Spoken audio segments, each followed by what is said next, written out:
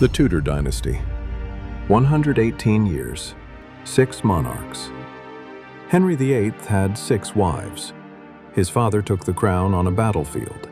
His son became king at 9 and was dead by 15.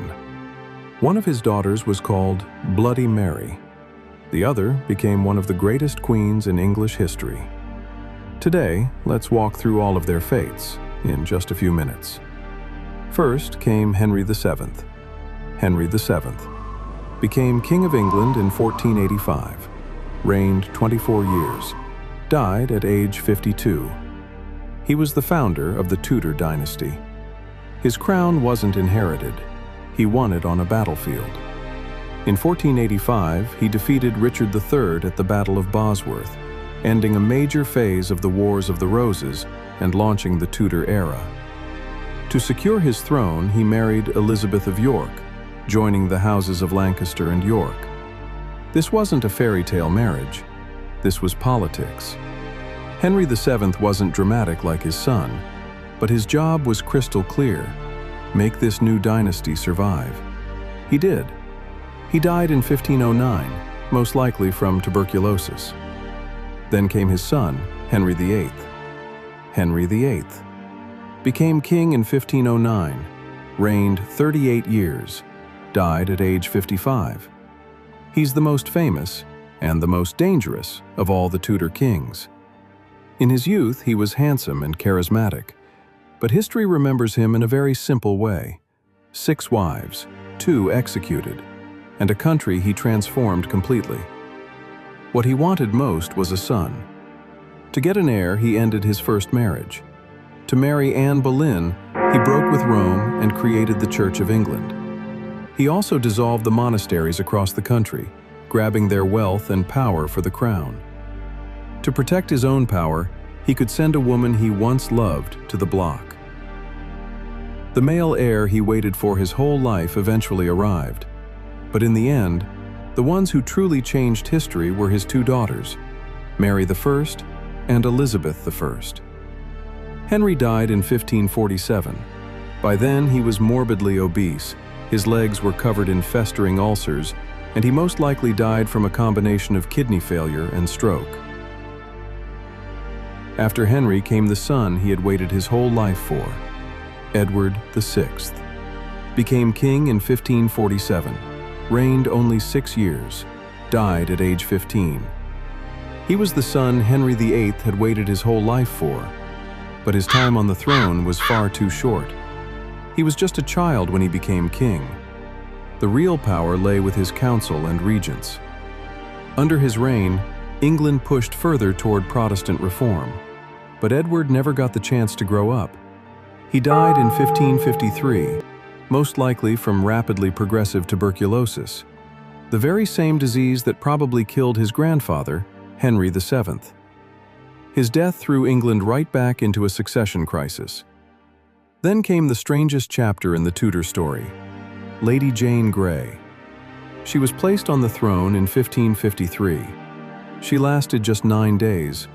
She was later executed, around 16 or 17 years old. They call her the 9 Days Queen. She didn't fight her way to the crown. She was the great-granddaughter of Henry VII.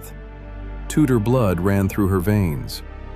When Edward VI died, powerful Protestant nobles didn't want his Catholic sister Mary to take over, so they put Jane on the throne. But Mary quickly seized power.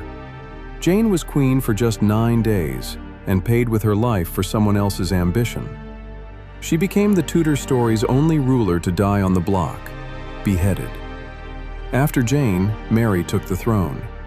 Mary I became queen in 1553, reigned 5 years, died at age 42. She was the daughter of Henry VIII and his first wife, Catherine of Aragon. She was once a princess. Then her parents' marriage was annulled, and her own status crumbled. She watched her mother be cast aside. She watched Anne Boleyn become the new queen. She watched England move further and further away from the Catholic Church. So when Mary finally took the throne, she tried to pull England back into the past.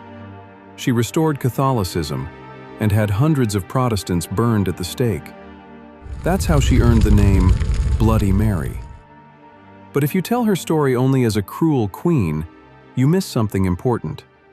Her life was also the story of a woman humiliated by her father, damaged by politics, and desperately trying to take back everything she'd lost. She died in 1558. Historians believe the cause may have been ovarian cysts or uterine cancer. Like her brother Edward, she left behind no children. And finally came Elizabeth. Elizabeth I became queen in 1558, reigned 44 years, died at age 69. She was the daughter of Henry VIII and Anne Boleyn. Her mother was executed by her father, so Elizabeth learned very early, in the Tudor world, royal blood could protect you or destroy you. She never married and never had children. Instead, she turned herself into an icon, the Virgin Queen. She used her image to rule. She used marriage negotiations as a diplomatic weapon, and she steered England into a far stronger era. In 1603, Elizabeth I died. After months of gradual decline, she slipped into a coma and passed away peacefully in her sleep. No dramatic deathbed speech, no blood, just silence. She left no heir, and with her, the Tudor dynasty came to an end. From Henry VII picking up a crown on a battlefield to Elizabeth I closing out an entire era. 118 years, 6 monarchs. Some died of disease, some died on the block. Some made it to middle age. Some barely made it past childhood. But every single one of them, in their own way, fought to hold on to power and to defy fate. If you want more stories of royal power, betrayal, and fate, hit subscribe. We'll see you in the next one.